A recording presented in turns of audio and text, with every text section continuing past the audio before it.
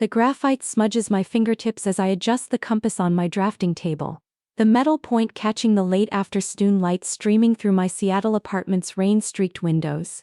The Victorian townhouse renovation spreads across the surface in precise lines, load-bearing walls marked in red, proposed openings sketched in blue.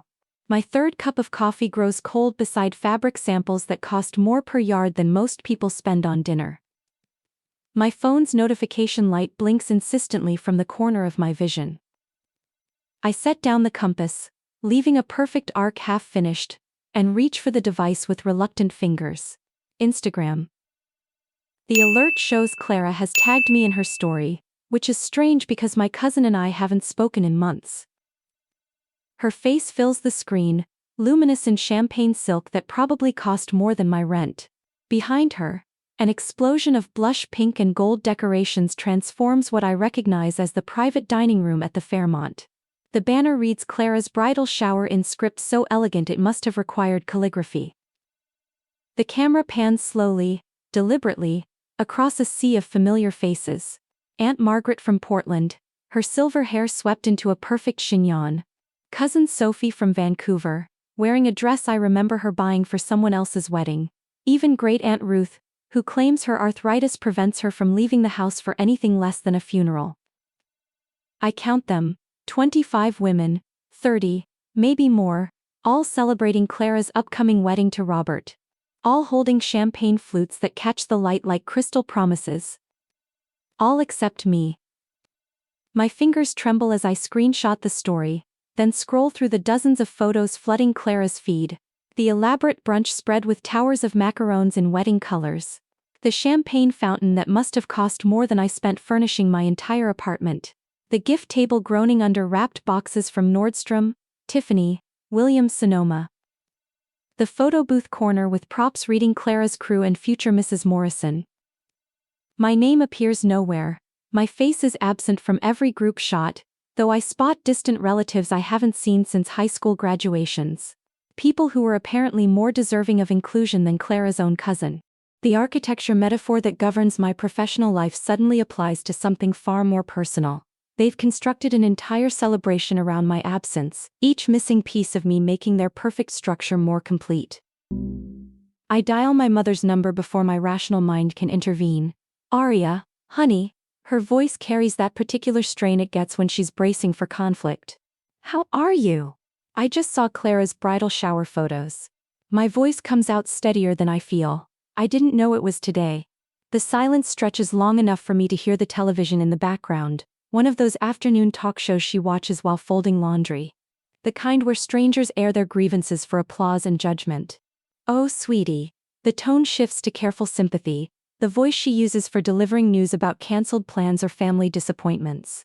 Aunt Lillian thought it might be better if you weren't there this time. This time. As if there had been other times, other celebrations I'd been graciously included in. Better how? Well, you know how you can be sometimes. At family gatherings. Each word chosen with surgical precision. Remember Mike's wedding reception last year? You spent so much time talking about that kitchen renovation project with the photographer. Clara just wanted one day that was completely about her. The memory surfaces with painful clarity. Mike's wedding where I'd spent exactly 12 minutes discussing a project I was passionate about with a guest who'd specifically asked about my work. 12 minutes out of an 8-hour celebration that had somehow become evidence of my attention-seeking behavior. Mom! One conversation. Aria, please don't make this harder than it needs to be. The exhaustion in her voice suggests I'm a difficult client pushing for unreasonable revisions to a perfectly good design. Clara deserves to have her special day without any complications. Complications. My mere presence constitutes a complication.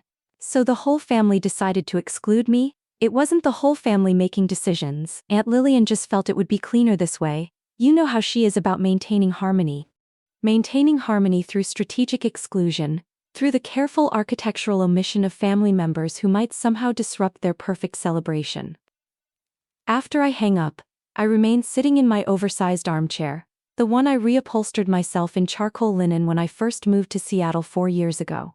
Everything in this space I've chosen, arranged, created myself. Every paint color deliberated over. Every piece of furniture either restored by my own hands or saved for months to afford. This apartment represents the first space I've ever controlled completely, but right now, it feels achingly small and quiet. My phone buzzes against my palm, a text from Clara herself. Hope you're having a great Saturday. Wish you could have been here today. The casual cruelty of it steals what's left of my breath, the false sweetness masking calculated exclusion, crafted to appear kind to anyone reading our text thread while twisting the knife deeper into the wound. I stare at those 3 heart emojis until they blur. The rain against my windows intensifies, drumming out a staccato rhythm that matches my pulse. I open Instagram again, scrolling through months of Clara's wedding content with the sick fascination of someone examining their own injury. Engagement photos at Pike Place Market, dress shopping expeditions, elaborate dinner parties to celebrate various pre-wedding milestones. I appear in exactly none of it. Yet I remember being present for some of these events. The engagement party at Aunt Lillian's Bellevue house, where I brought a bottle of Dom Perignon I couldn't afford and listened politely while Clara described her dress for 45 minutes. The bachelorette planning session, where I volunteered to handle transportation logistics and offered to split the cost of the weekend rental. In Clara's digital narrative, these moments happened without me. I've been edited out with the precision of a professional photo retoucher, replaced by more photogenic friends and distant relatives who rate higher in the family social hierarchy. My laptop chimes with an email notification. A potential client wanting to discuss a Queen Anne kitchen remodel, the kind of project that could pay my rent for 3 months. I should respond immediately, professionally, enthusiastically. Instead, I close the laptop and reach for my phone again. The number I dial belongs to someone I haven't spoken to in 3 years. Arya. Aunt Lillian's voice carries 40 years of banking authority, the kind of tone that makes loan officers straighten their ties and small business owners check their credit scores. What a surprise. Hi, Aunt Lillian. I hope I'm not interrupting. Not at all. I assume your mother mentioned our conversation about today's celebration. Our conversation. Not a family discussion or group decision, but a conversation between my mother and my aunt about whether I deserved inclusion in Clara's bridal shower. She mentioned you thought I shouldn't be there. I wouldn't put it quite so bluntly, but her tone suggests she would, and has. Clara's wedding planning has been stressful enough without additional dynamics to manage. Dynamics. The corporate euphemism wraps around exclusion like expensive paper around an empty box. What dynamics would those be? Arya, let's be honest with each other. You have a tendency to make conversations about yourself. Your design business, your projects, your opinions about how things should be done differently. Each word lands with the precision of someone accustomed to explaining harsh financial realities to disappointed loan applicants. Clara doesn't need that kind of energy on her special day. The dismissal hits harder than direct insults would have. My little design business, the company that pays my rent, funds my independence, represents 4 years of 18-hour days and sacrificed weekends, reduced to narcissistic conversation fodder that threatens more important celebrations. I've never tried to make anything about myself. Haven't you? The question hangs in the air like smoke from an extinguished candle. The engagement party, when you questioned the catering choices. The dress shopping trip when you suggested alternatives to the designer Clara had her heart set on. The menu tasting, when you mentioned that restaurant you'd featured in your portfolio. Each example twisted until my professional expertise becomes social transgression, my attempts at helpful contribution reframed as attention-seeking behavior. Those were conversations, not performances. Were they? Because from where I'm sitting it looks like a pattern of someone who can't let other people have their moments without inserting themselves into the spotlight. The phone goes silent except for the sound of my own breathing. Are you saying I won't be invited to the wedding either? That depends entirely on whether you can commit to being supportive rather than competitive. The word hangs between us like a blade. Competitive. As if my success in business, my ability to afford nice things through my own work, somehow threatens Clara's happiness. What would being supportive look like? Showing up, smiling for photos, asking about her instead of talking about yourself. Basic courtesy area, the kind most people manage without instruction. After the call ends, I sit holding my silent phone while something cold and analytical settles over my shock. This isn't really about my behavior at family gatherings. This is about control. About maintaining a family dynamic where Clara occupies center stage while everyone else arranges themselves in supporting roles around her spotlight. I've been demoted from supporting actress to entirely cut from the production. The Victorian townhouse renovation spreads across my drafting table, covered with precise measurements and careful notations about structural elements that must be preserved versus unnecessary divisions that prevent natural flow between rooms. Looking at it now, I realize I've been thinking about family wrong. I've been treating their rejection as a renovation project, wondering what I could adjust about myself to improve the flow between us. But some structures aren't worth preserving. Some walls exist only to support ceilings that should have been torn down years ago. My phone buzzes with a text from Nora, my photographer friend who moved to Portland last year. Coffee date soon? I have news and need to see your beautiful face. Ivory project. I type back, can you come to Seattle instead? I could use a friend right now. Her response comes within minutes. Packing my camera bag and snacks. Be there tomorrow morning. What's wrong? For the first time today, my throat tightens with something other than anger. Someone dropping everything to drive 4 hours north because I said I needed support. Someone who includes me automatically in her plans instead of debating whether I deserve the invitation. Someone who treats my presence as a gift rather than a burden to be managed. The next morning, Nora arrives at my door carrying 2 large coffee cups and a paper bag that smells like cinnamon and butter. Her dark hair is pulled back in the messy bun that means she's been up since dawn editing photos, and she's wearing the vintage Fleetwood Mac t-shirt that constitutes her weekend uniform. Okay, spill everything, she says, settling into my armchair with the direct gaze that makes her such an effective portrait photographer. Who do I need to hate, and how creatively should I hate them? Despite the ache that's been sitting in my chest since yesterday afternoon, I laugh. Real laughter, not the sharp defensive sound I've been making in conversations with my family. I tell her about the Instagram discovery, the phone calls, the systematic exclusion wrapped in polite explanations about my supposedly inappropriate behavior.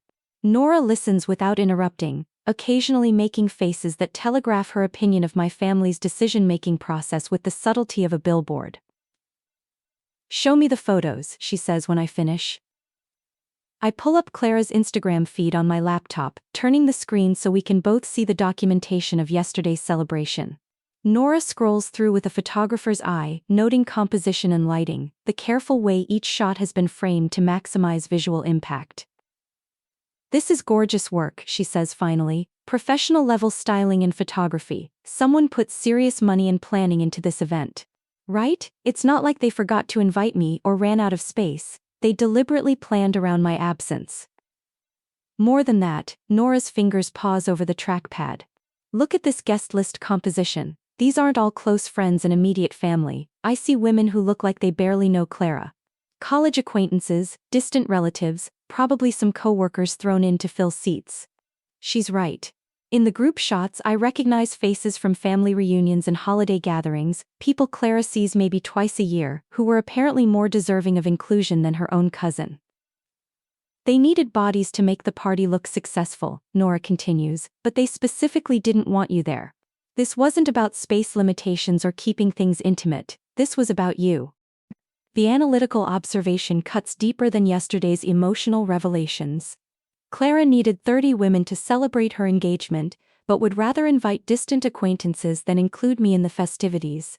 I keep thinking about everything I might have done wrong, I admit, like maybe I really am attention-seeking without realizing it. Maybe I do make conversations about myself without meaning to. Bullshit. Nora's tone is matter-of-fact, not emotional. I've known you for 8 years, Arya. You're the most self-effacing person in my contact list. Remember when you won that design competition senior year and didn't tell anyone for 3 weeks because you didn't want to seem like you were bragging? The memory surfaces reluctantly. The Pacific Northwest Emerging Designer Award that launched my career confidence, the $2,500 prize that helped fund my move to Seattle. I'd been so afraid of appearing boastful that I'd barely celebrated my own achievement.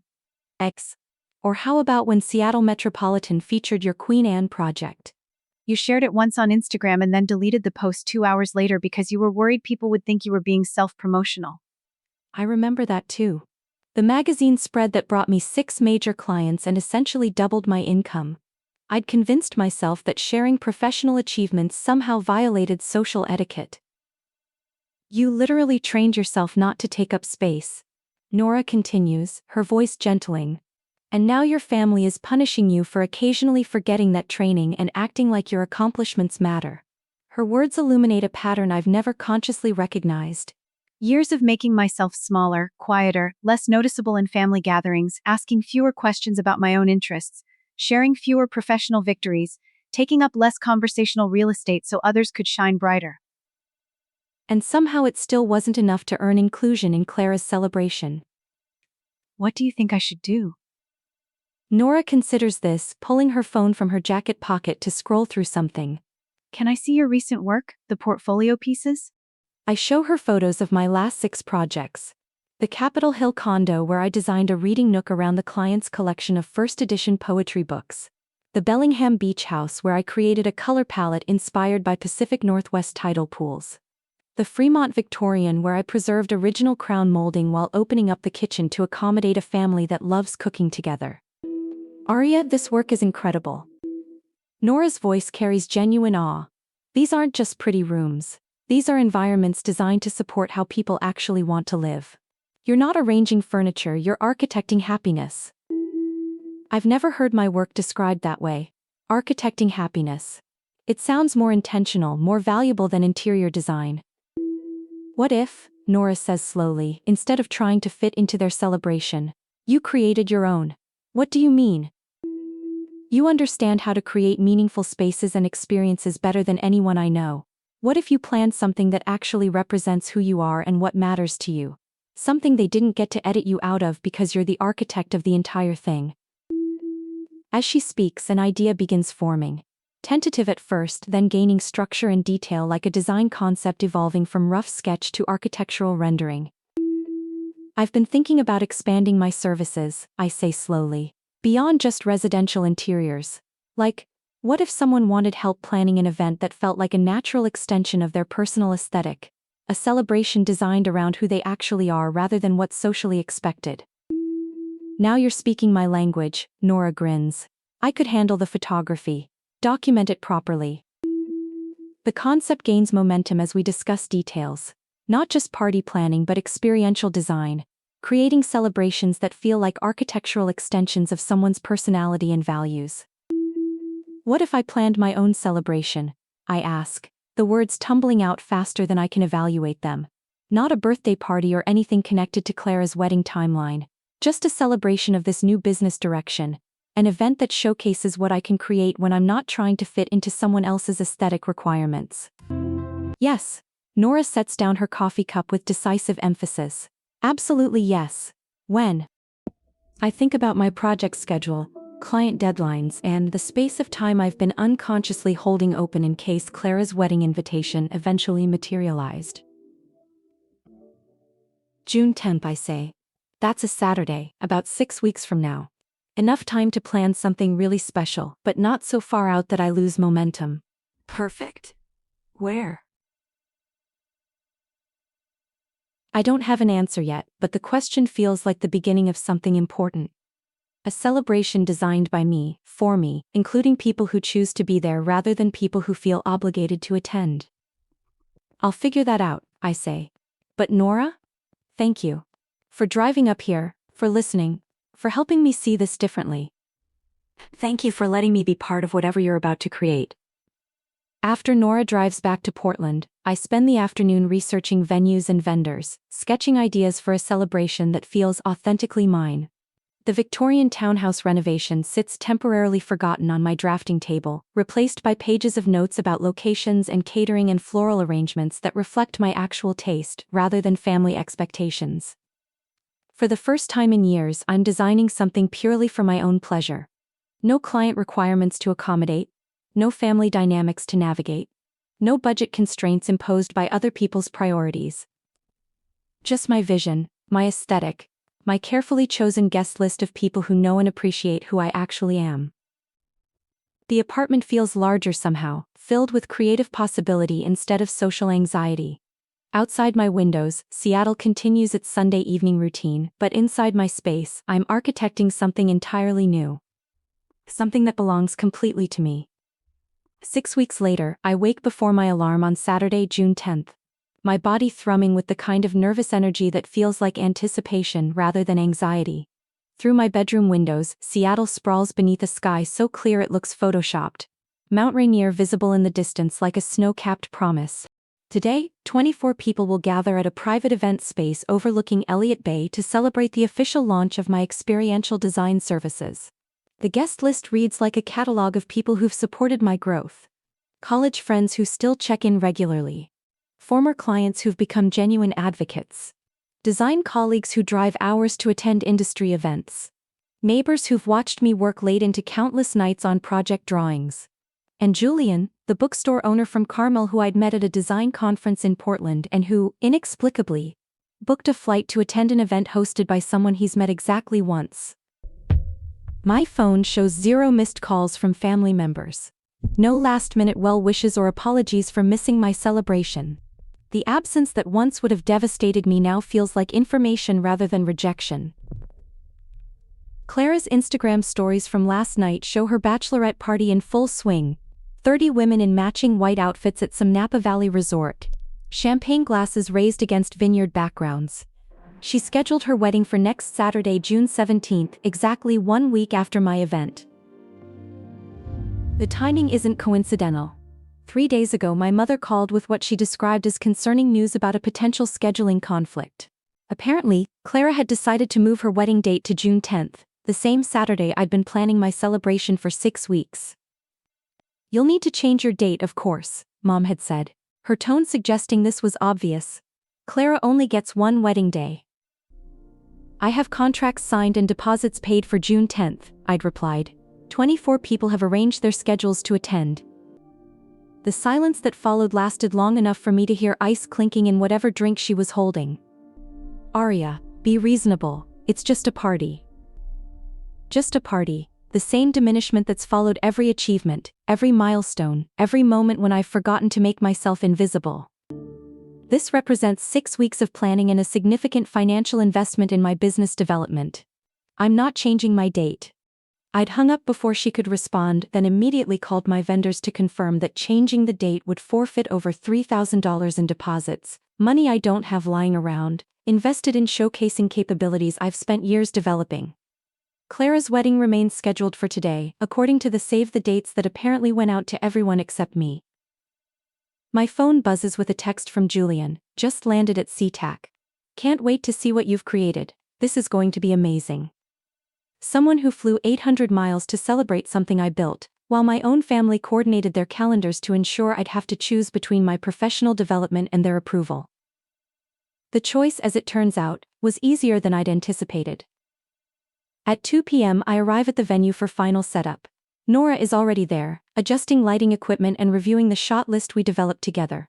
The space looks exactly as I'd envisioned when I first toured it 2 months ago, floor-to-ceiling windows offering panoramic views of Elliott Bay, exposed brick walls that provide warmth without overwhelming the natural light, a layout that encourages organic conversation rather than stilted mingling.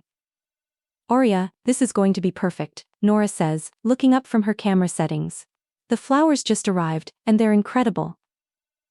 The floral arrangements exceed every expectation. Peonies and garden roses in soft pink and cream, exactly as I'd requested, but arranged with an artistic sensibility that transforms them into sculptural elements rather than mere decoration. "Julian connected you with someone special," Nora explains. "His florist from California drove up yesterday specifically for your event, said he described you as someone taking a significant professional leap who deserved flowers that matched the magnitude of the moment. Someone I've met once convinced a professional florist to drive 12 hours to create arrangements for my celebration. The gesture feels both overwhelming and perfectly appropriate, the kind of support I've been craving from people who are supposed to care about my success." Guest arrivals begin at 3:30 p.m. College friends carrying carefully wrapped gifts, wearing outfits that indicate they consider this a significant occasion. Former clients bringing their partners to meet the designer who transformed their living spaces. Design colleagues from Portland and Vancouver who adjusted their weekend plans to attend. My upstairs neighbor, Mrs. Chen, arrives with homemade dumplings and a card written in both English and Mandarin that wishes me prosperity in all my endeavors. She's watched me carry drafting supplies up 3 flights of stairs for 2 years, occasionally offering tea when she catches me working past midnight. Julian arrives exactly on time, carrying a beautifully wrapped package and wearing a smile that suggests he's genuinely excited to be here rather than fulfilling some social obligation. By 4:15 p.m., the space hums with the kind of conversational energy that happens when people are authentically interested in connecting with each other. Not the obligatory small talk of family gatherings, but engaged dialogue between people who've chosen to spend their Saturday celebrating something they believe in. I watch from the balcony as guests examine the portfolio displays I've arranged. Before and after photos of recent projects. Design sketches that show my creative process. Testimonials from clients whose lives were improved by the spaces I created for them. 3 potential clients have already approached me about upcoming projects. 2 design colleagues want to discuss collaboration opportunities for larger commercial clients. Julian has introduced me to a friend who owns boutique hotels and is interested in my approach to experiential design. The scam. This celebration is generating actual business opportunities, not just social validation. At 4:30, I step inside to find several guests clustered around my laptop, watching a time-lapse video Nora created showing the transformation of my most recent project. A cramped Queen Anne apartment that I'd opened up into a light-filled space perfect for the young family who lived there. "This is what you do?" asks someone I don't immediately recognize, a friend of Julian's who works in hospitality. "You don't just decorate rooms, you solve problems." "That's exactly right," says my former client Sarah, whose kitchen I'd redesigned last year. "Aria figured out how to make our house actually work for how we live instead of how we thought we should live." The testimonials create a warmth in my chest that feels entirely different from family approval. This is recognition based on actual achievement, support that doesn't require me to diminish myself to earn it. At 5 p.m., I notice a commotion near the entrance. Voices raised in what sounds like an argument, though I can't make out specific words from across the room. I move toward the disturbance to see Clara standing just inside the doorway, still wearing what appears to be her wedding dress. An elaborate confection of ivory silk and hand-sewn beading that probably cost more than I've spent on clothing in the past 5 years. Behind her stand my parents and Aunt Lillian, all dressed in wedding guest attire. Clara's gown looks almost costume-like in this intimate space, designed for a much larger, more formal celebration than what I've created here. "Where is she?" Clara demands, her voice carrying clearly across the venue despite the ongoing conversations. "Where's Aria?" The question draws the attention of every guest present, many of them meeting my family for the first time and clearly confused by the appearance of a bride and wedding party at what they understood to be a professional launch celebration. I approach calmly, though my pulse has accelerated to match the staccato click of Clara's heels against the hardwood floor. "Clara," I say, keeping my voice level. "Shouldn't you be at your own wedding reception right now?" "I should be," she replies, loud enough that nearby conversations pause entirely. "But I can't enjoy my special day because everyone spent the entire ceremony talking about how my cousin scheduled a competing event on my wedding day." The accusation hangs in the air while my guests process what they're witnessing. Several people look genuinely confused by the suggestion that my professional celebration somehow competes with Clara's wedding. "This is a business launch event that I've been planning for 2 months. I respond, maintaining the same calm tone I use with difficult clients. "It has nothing to do with your wedding, nothing to do with my wedding." Clara's laugh has a sharp edge that doesn't match her bridal radiance. "You deliberately chose my wedding date to steal attention from the most important day of my life." Aunt Lillian steps forward, clearly prepared for this confrontation. Her navy dress and matching jacket suggest she left the wedding reception specifically to come here, abandoning Clara's celebration to create drama at mine. "Aria, this has gone far enough," she announces, her banking executive voice carrying easily across the venue. "You've embarrassed this family and completely disrupted Clara's wedding day. The appropriate thing to do is apologize publicly and acknowledge your mistake." The demand for a public apology in front of my guests and professional colleagues feels like the final play in a strategy designed to humiliate me into compliance. But something has fundamentally changed in the 6 weeks since I first decided to host this celebration. Standing in a space I designed, surrounded by people who chose to support my professional growth, I feel grounded in ways I never have during family confrontations. I won't be apologizing, I say, my voice carrying clearly across the venue. I planned this event months in advance with signed contracts and vendor deposits. Clara changed her wedding date to match mine after learning about my celebration through family conversations, and now she's disrupting my professional event to manufacture drama. Your professional event, Clara's voice rises another octave. This is a party, Arya. Stop pretending it's something important. The dismissal lands differently this time. Instead of making me feel small, it illuminates the fundamental difference between how Clara views professional achievements and how everyone else in this room understands business development. Julian steps forward, his presence calm but unmistakably supportive. I'm sorry, but I think there's been a misunderstanding, he says, addressing Clara directly but speaking loudly enough for everyone to hear. This is a launch event for Arya's expanded design services. I flew up from California specifically to attend because her work represents the kind of innovation our industry needs more of. His words carry the authority of someone who clearly understands business and professional development. Several guests nod in agreement, creating a subtle but unmistakable show of support for my event's legitimacy. Clara's confidence wavers as she realizes that her dismissal of my celebration as just a party isn't resonating with an audience that views this gathering as legitimate professional development. I don't care what you call it, she says, but her voice has lost some of its earlier conviction. She deliberately scheduled this to compete with my wedding day. Actually, Nora interjects, stepping forward with her camera still around her neck. I've been documenting Arya's planning process for the past 2 months. Would you like to see the dated photos of her venue booking, vendor contracts, and invitation design? All time-stamped weeks before your date change announcement. The offer to provide concrete evidence shifts the room's energy immediately. Nora's documentation of my planning timeline creates an objective record that directly contradicts Clara's narrative about deliberate competition. My father speaks for the first time, his voice strained with the effort of maintaining dignity while creating a public scene. Arya, please, he says. Can't you see how much pain you're causing? Clara's wedding day is supposed to be perfect and you've ruined it with this. Whatever this is supposed to be. This is a celebration of professional achievement, says David, my former client whose living room renovation I completed last year. I drove 3 hours from Olympia to attend because Arya's work completely transformed how my family uses our home. This event represents exactly the kind of design thinking that deserves recognition and support. The testimonial from someone with no stake in family drama carries significant weight. Other guests begin offering similar comments about my work and their reasons for attending, creating a chorus of professional validation that drowns out my family's attempt to frame this as personal vendetta. What they intended as public humiliation is becoming spontaneous endorsement of my business capabilities. Aunt Lillian recognizes that the confrontation isn't proceeding according to plan. This is entirely inappropriate, she says, attempting to regain control of the narrative. We're trying to resolve a private family matter by disrupting someone else's professional event. Julian's tone remains perfectly polite but pointed.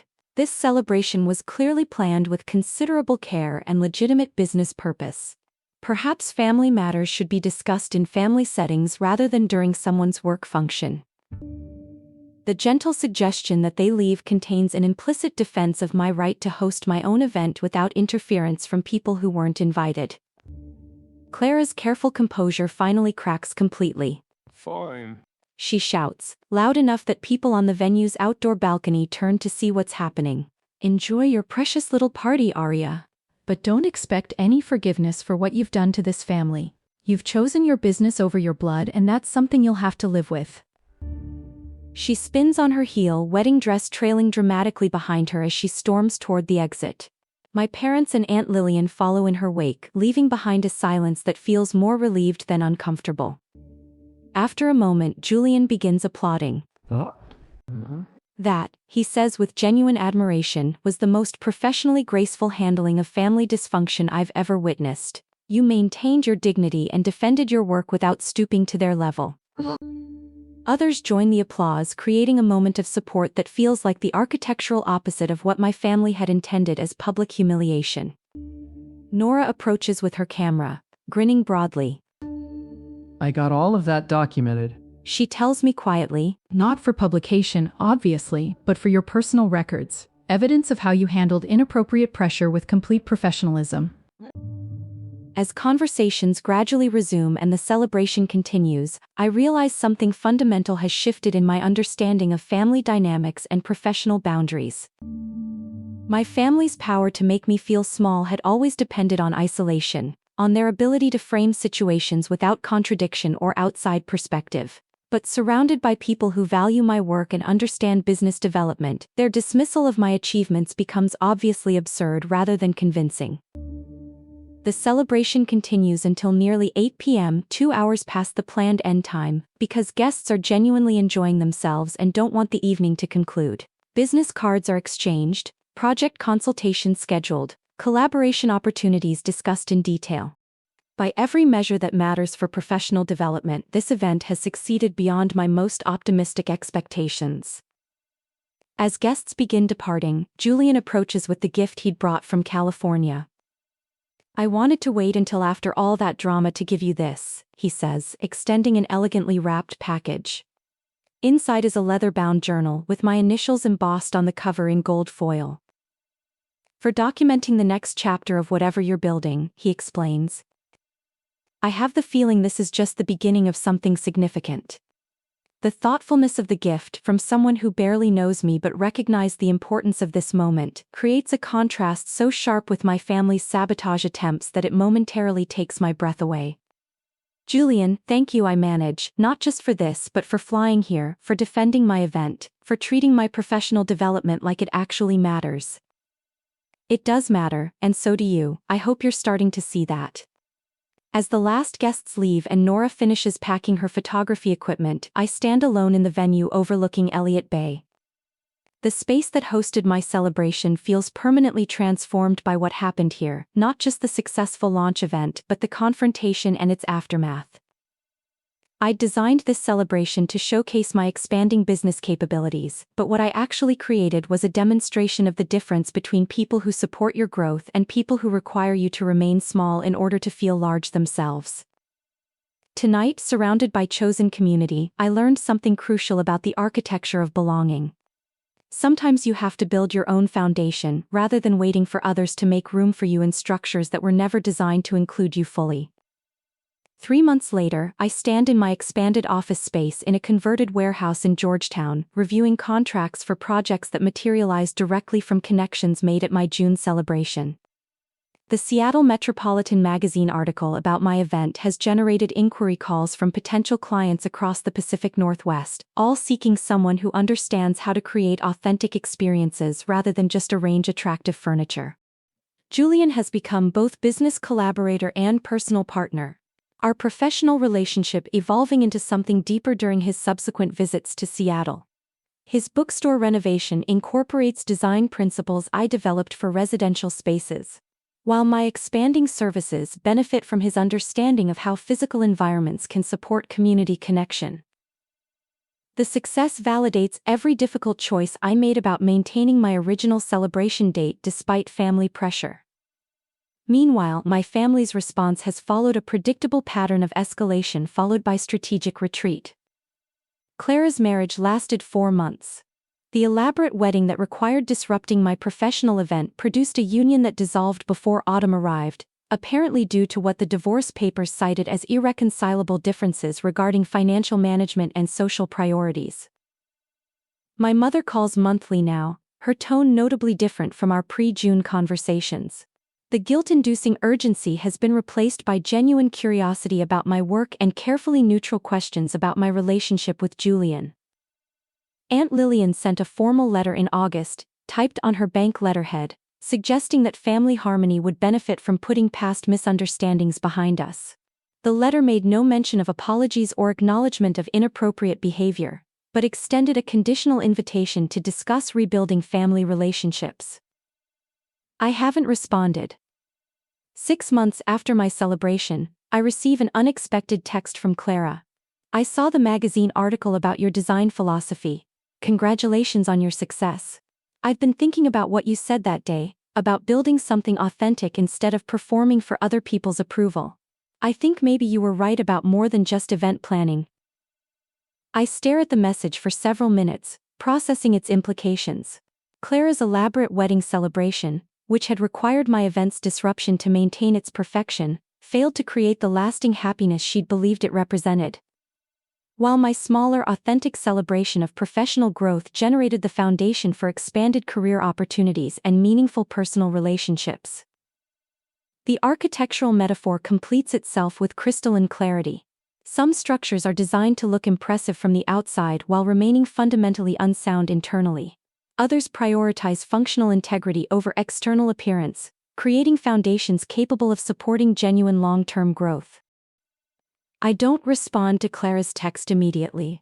Instead, I open the leather journal Julian gave me at my celebration, and write about the difference between building for appearance and building for durability.